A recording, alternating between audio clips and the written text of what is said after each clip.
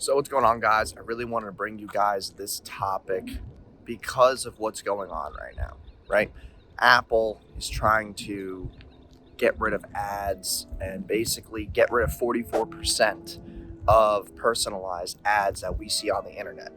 And my first reaction was, oh shit, like what are my clients going to do? Does that mean that my clients are going to lose 50% or more in their revenue or their reach or their possible, cold outreach for their campaigns?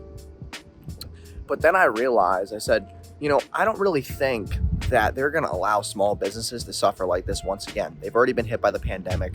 Why do this to them? I'm really starting to get a lot of questions in my head as I see things like this pop up in the news, pop up in our world, and it just doesn't make any sense to me. I think that small businesses are the core foundation of, our economy. A lot of people depend on those small businesses for jobs to feed their families.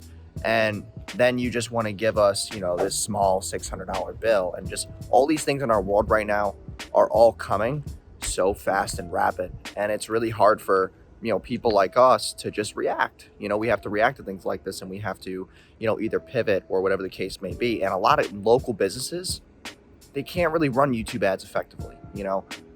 Yes, you can run local Google ads, but Facebook ads, they have so much data.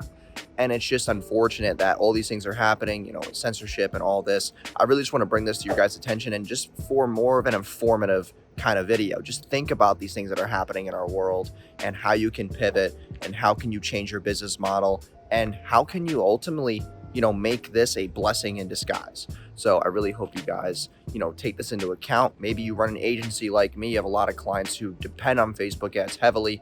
And sometimes it's really hard to get up. It's hard to get, to contact Facebook's support. It's hard to get back up. It's just very difficult, and it's not a sustainable business model at the end of the day. You feel like your back is always against the wall.